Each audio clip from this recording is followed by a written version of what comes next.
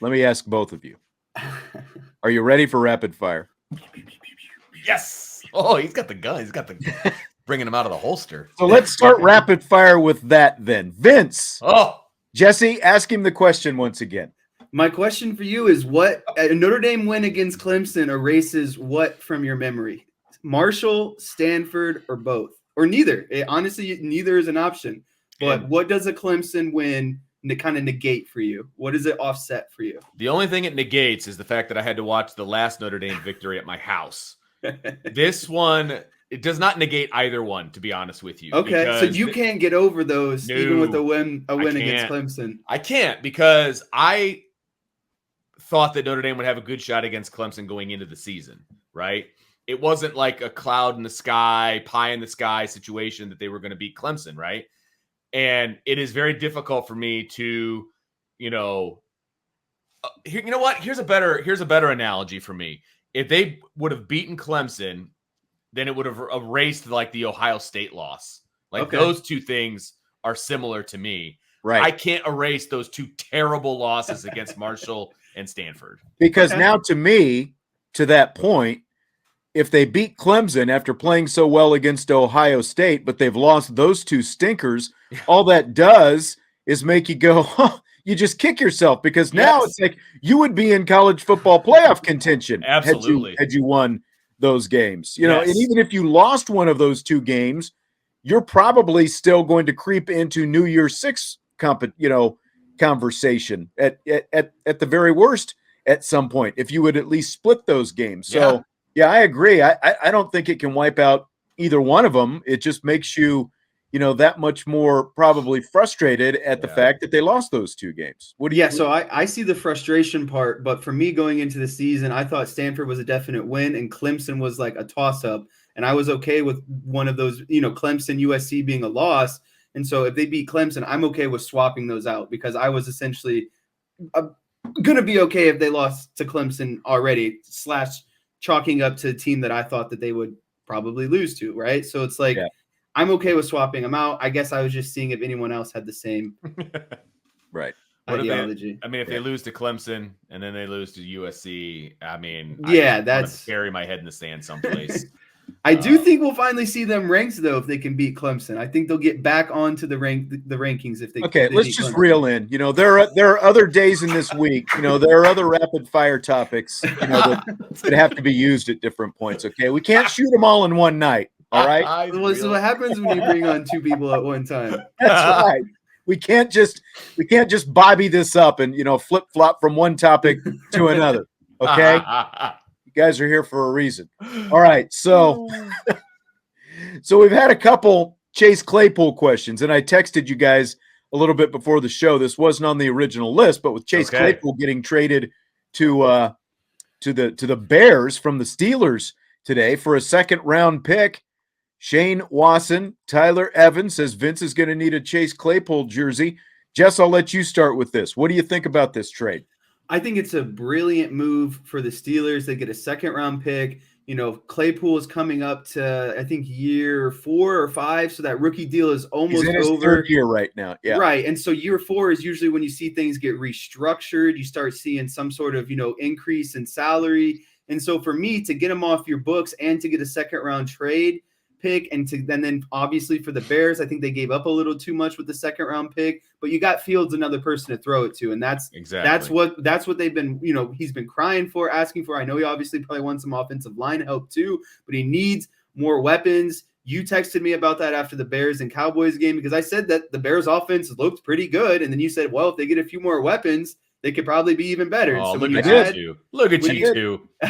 We were actually saying good things about the Bears, Vince. When you add a stocky, rangy, fast wide receiver who can go up and get the ball, I think both sides ultimately won the trade. I think the Steelers won it just a little bit more because they got a second-round pick and they didn't have to worry about redoing someone's salary as well. So with the guy that you might not potentially bring back in the end, and then to get a second for in return, I thought it was a great deal for the Steelers. But both sides won, in my opinion.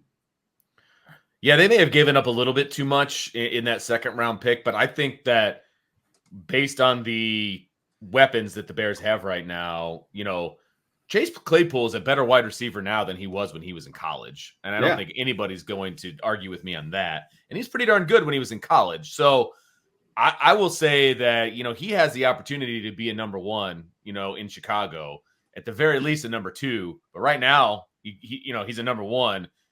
And that's fine. You can be a number one. And I think that equals a second round pick. I'm okay with that, to be honest with you, especially with the lack of wide receiver talent that the Bears have had for the last 2 decades, if I'm being honest. They got a wide receiver, right?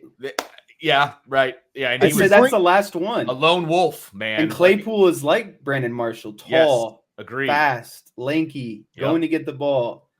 And this only helps Cole Kmet, as people were saying. I mean, Mooney will open up more. We've already, we've already started to see some, just like Vince or just like Jesse was just talking about it in that Cowboys game the other day. Justin Fields is actually starting to show some stuff. They're letting him run more and actually play to his talents, and it's helping that offense out. But the thing that he doesn't have is a wide receiver. So, like, when I look at this, I said, man, that second round pick, I don't know, because like what Jesse said, you got another year with him, and then you with the contract and all that stuff. But they did just get back a second round pick because they traded Smith and Robert Quinn as well in the last week. So they've traded away some defense. And like when they started doing that, I'm like, man, what are you doing? But then it's like, okay, these are veteran guys. Right. They're obviously in a rebuild. The offense is what they have to address the most.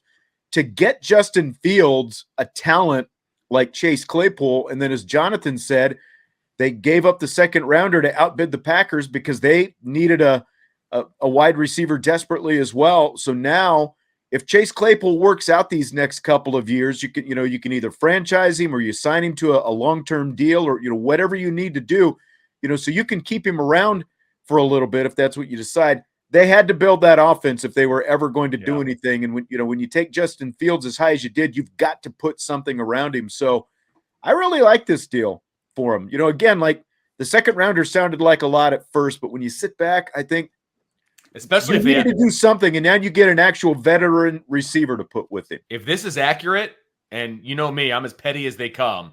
if this comment is accurate by Jonathan, says the Bears traded their second rounder to outbid the Packers, that was enough. I'm okay with it, baby. I'm okay with it. You don't want Aaron Rodgers to make one last run? I do not. I didn't want him to make the first one, so I'm good. I thought it was overall an exciting NFL deadline. I saw something that was the most trades at the NFL deadline. There were 10 today. Miami turned Trey Lance because the 49ers traded up for Trey Lance. They flipped that into Tyreek Hill, Jalen Waddle, and Bradley Chubb. I thought that was pretty incredible what they did with the with what they got for Trey Lance and then what they were able to turn it into. I thought that was like the master class on how to, flip picks and get what you need and all that stuff. So it was a really exciting day for NFL trade deadline. And I enjoyed it. It was cool seeing kind of, usually you only see it around like the NBA or the MLB, but it felt like there was more of that kind of like blockbuster kind of going on today with the NFL, which was fun. Yeah. NFL trade deadline used to be kind of just but definitely this is one of the bigger ones ever, I think. Absolutely. So. All right, first college football playoff rankings come out tonight. Do you buy or sell Notre Dame showing up in the top 25, Vince? Huge sell. I don't think they deserve to be in the top 25, nor do I think they will be in the top 25. And that's fine because they haven't deserved it. Anybody that loses to Stanford and Marshall doesn't belong in the top 25 right now because they don't have an impressive enough win to be like, okay, well, they lost here, but they won these. It's not there yet. Yes, they've beaten 3 ranked teams that will probably be ranked in the college football playoff top 25 tonight, I would imagine. And that's great. That's a start. That is not the finish. That is not where you've got to get a marquee win. And you've got 2 more opportunities to do that. If they're not there yet. Yeah, I'm selling that. They're not there yet as well. I don't care for these rankings at all. I'm all in it for the rankings that come out at the very end, and that's what I'm most looking forward to in Notre Dame because I think they have a very solid chance to finish strong here and get themselves into a top 15 ranking by the end of the year if they can beat Clemson, USC, Navy, and Boston College. I think those 2 wins against very high ranked Clemson and USC potentially will put them in that top 15 by the end of the year, but they're just not there right now. And I'm okay with that. Like I said, I don't care where we're at right now. I care where we're at the very end of the season when all the data points are up there and the whole resume is on display. Yeah, as Stymie said, Driscoll made a strong case for a 25 ranking just to benefit Ohio State and Clemson. And Brian and I have talked about that. The College Football Playoff Committee, because of the fact that it's not people from all over the country sending in votes, they're actually people sitting in the same room and it's a smaller group. They tend to like to justify who they rank high by back-ending the top 25. They set it up with teams like this. That's right. It's like, well, look, they've got to win over this ranked team. So I am mostly sell. Like if we're talking about are they deserving of it, I'm definitely sell right now unless they beat Clemson Saturday night. But where we are right now on Tuesday, I would not be completely shocked if it happens. Maybe they're not top 25 now, but maybe they're sitting there 26, 27 even, kind of knocking on the door of that. But I would not be shocked if they show up in that 24, 25 range just because of, again, they've got a history of back-ending the top 25 to justify whoever they put in those top 4. So do you think Notre Dame will ever be ranked if they don't win this week? Go ahead, I think Jess. 4 losses is tough. I think an 8-4 team at the end of the season with 2 Stanford and Marshall losses, that would be tough, but you would have 4 ranked wins because that would assume you beat USC.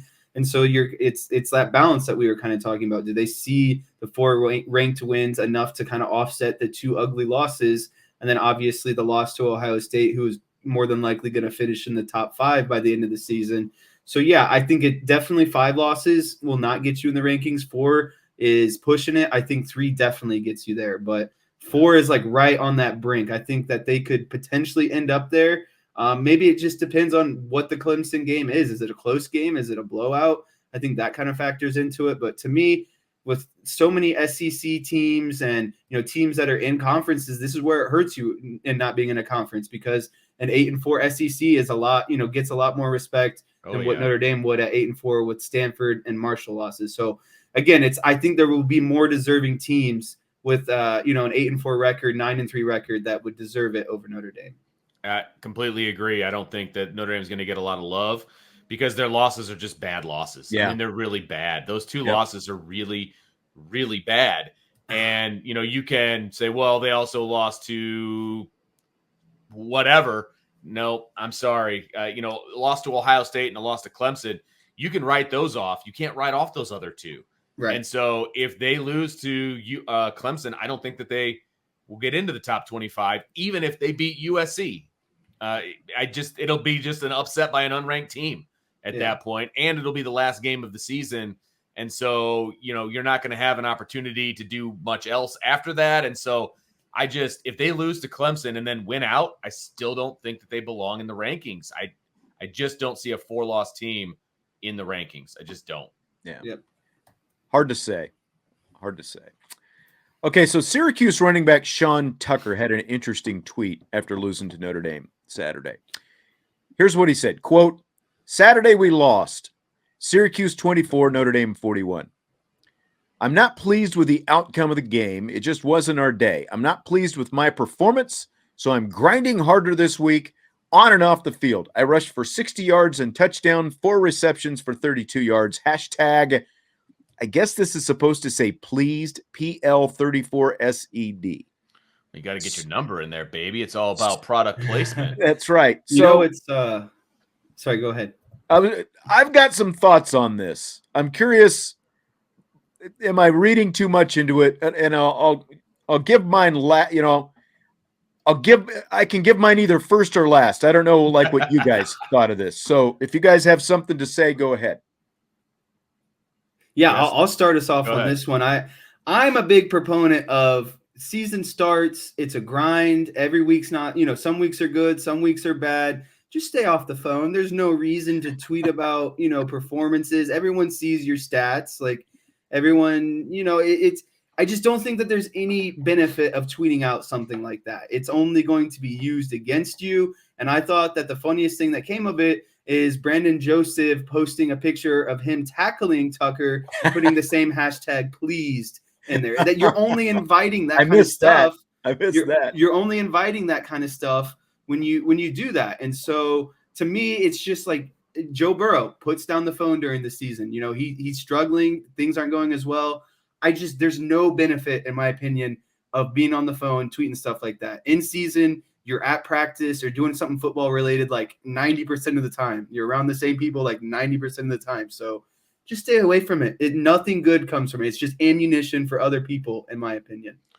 And it's not a good look. I'm sorry. It's not a team look, and I'm big on team, and he is putting himself out there as an individual, and that bothers me. And maybe that makes me sound old school. I don't know, but I don't like it. It doesn't sound like he's team first. It sounds like he's 34 first with his hashtag and everything else. Like, okay, we lost. I'm not pleased with it, but I'm going to keep grinding. It's just, yeah, you know what? You're the best player on that team or one of them, right? That's great. But you don't need to put it out there in the Twitterverse and talk about it. I'm sorry. I am not a fan of that in any way, shape, or form. It sounded way too much me, and not enough team. Nice. I like it. I love it. There's the Brandon Joseph tweet.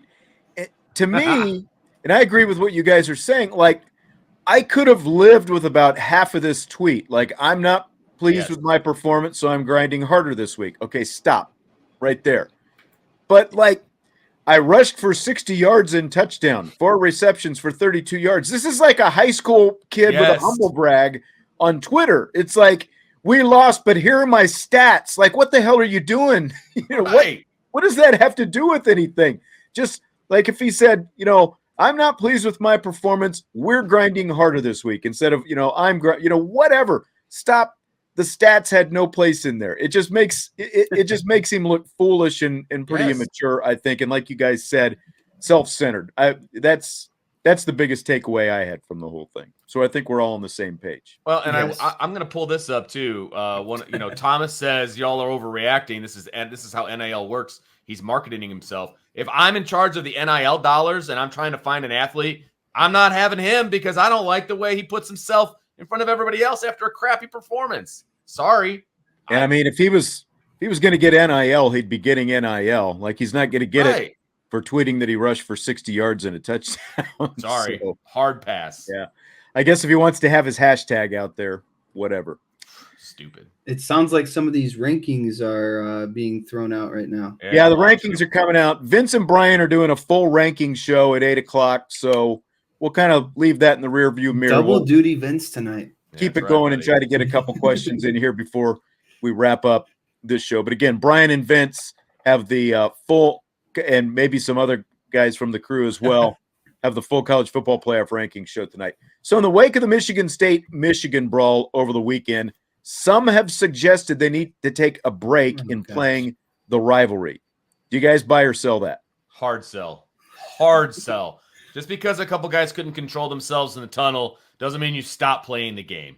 I'm sorry. That's terrible. Well, it's terrible what happened. I get it. You might remember Notre Dame and Miami used to play quite a bit. But they're not do we consider Miami a rival? Back then. They were rivals back then. They were big-time rivals back then. 5-year period, they were a rival. Well, because they were playing all the time. And it was like, I get what you're saying. I said that Notre Dame and Clemson are rivals right now, more so than Notre Dame and Stanford. So I'm kind of going against what I said because I think Clemson and Notre Dame are rivals right now. They are not traditional rivals. Right. But, like, there was no other reason to end the rivalry with Miami other than stuff like this happening, because it got too bitter and they decided that it wasn't worth continuing. I just feel like the rivalry between Michigan and Michigan State runs deeper than any rivalry that Notre Dame ever had with Miami. Gotcha. So I would say because of that, no, you don't cancel the rivalry. That's Lou Holtz might tell you different. Yeah, though. He might. He might. Yeah, this might be my biggest sell of all time. It's Michigan and Michigan State. It's one of the biggest rivalries. I've lived in Michigan. They hate each other's guts. The fans hate each other's guts.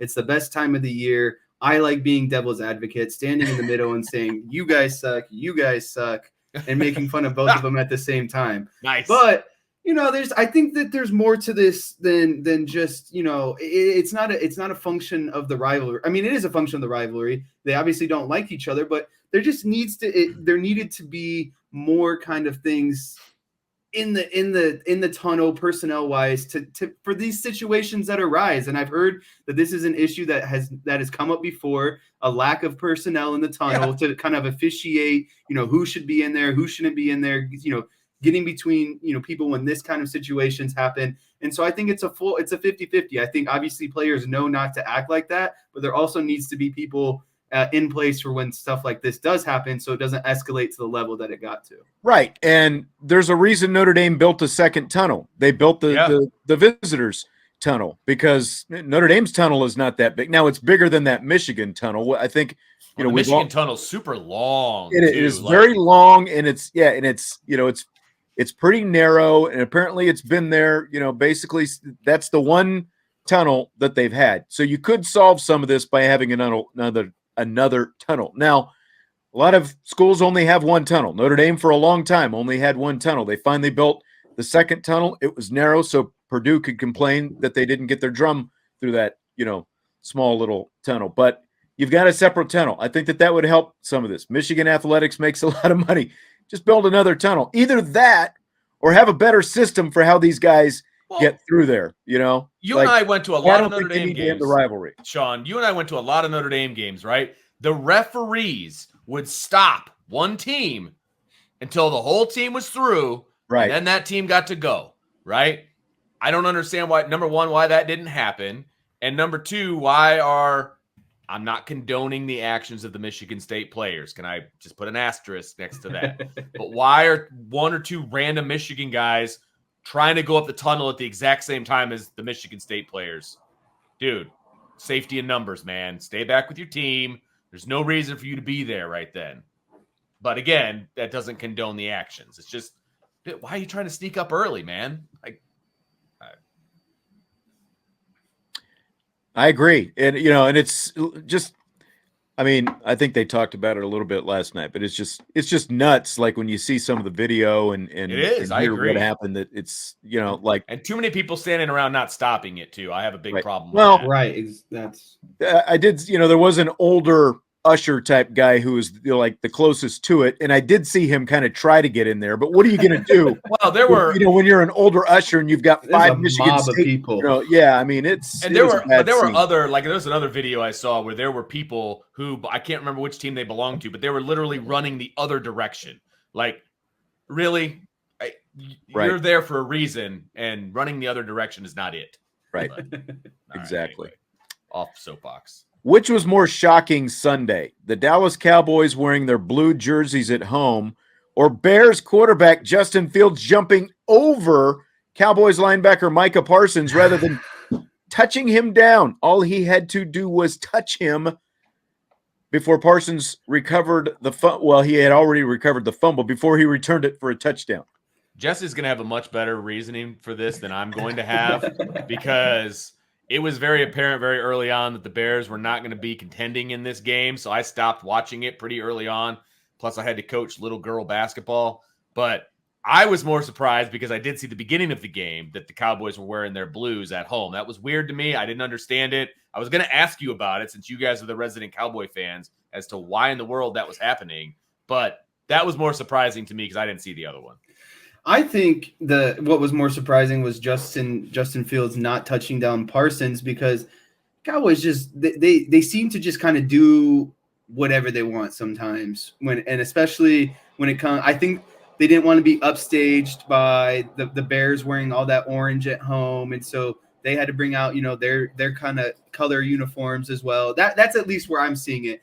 But for me, the Fields not touching down Parsons was just incredible. Because like, what are you doing? It's like it's an obvious turnover. None of your other players are around, and all you have to do, and I get it, he's trying to just get out of the play and avoid injury. But if you touch him with one hand while he's down, that's like the easiest act in football that there might be.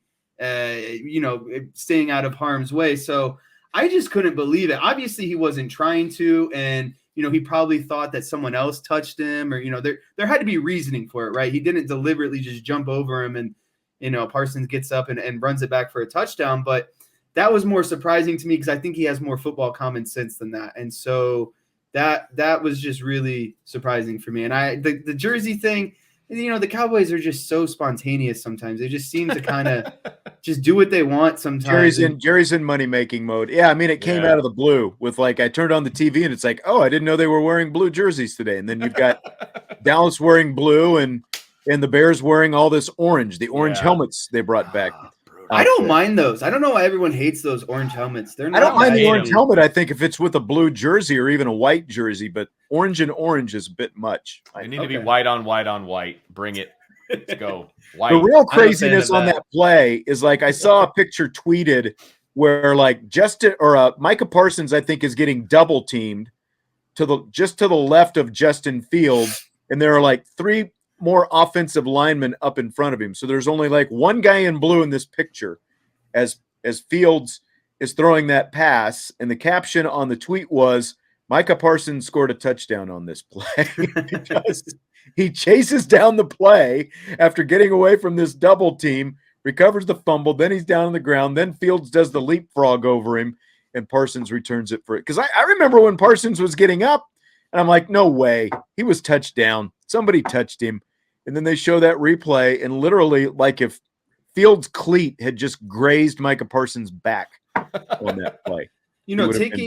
Taking away from being a Cowboys fan, watching Micah Parsons is my favorite thing to do in football right now. Being a defensive player and just seeing, last week he got beat on a play against the Lions. He gets up to 21 miles per hour and tackles the Lions guy at the half-yard line. The next play, the Lions fumble, and the Cowboys get the ball back. And that's all set up by a hustle play, by him just chasing down the play. And again, this week, he chases down a play, picks up a loose ball, and runs it back. It's just, he's always got that motor. It's crazy to see someone never take a break knowing how good he is. And it's just refreshing to watch. I tell you what, J.D. Bertrand has been criticized for just reasons this year. But if you watch J.D. Bertrand, he doesn't have the speed and athleticism of Micah Parsons, but he's made those kind of plays as well, where he's gotten beat in the backfield and then he's running down guys 30, 40 yards downfield. Now, part of the reason he's got to is because he got beat in the backfield, but he's not giving up on the play. So I will at least, I will give him that. You see a lot of that same kind of effort. He just doesn't kind of have that high-end speed that Micah Parsons has.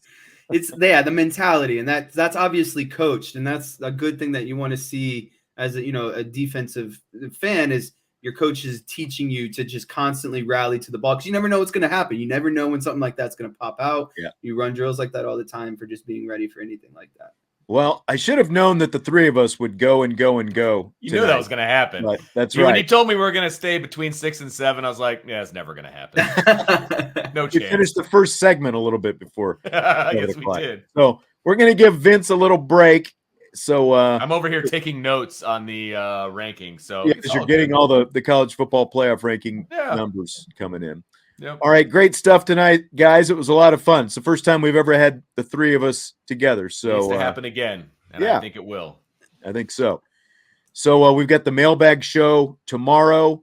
Of course, Jess will be back with his whiteboard on Thursday, and then coming up here in just a little bit for the Livesters is Vince and Brian and whoever else happens to be in there. I think it's just the two of us. Just the two of you guys now? Okay. I think it's just the two of us. So all right. In about 34 minutes, make sure you lock in. There'll be a new room, a new link. So if you're going to be here for both, make sure you come on over because I've got some notes already written down over here about some of these rankings.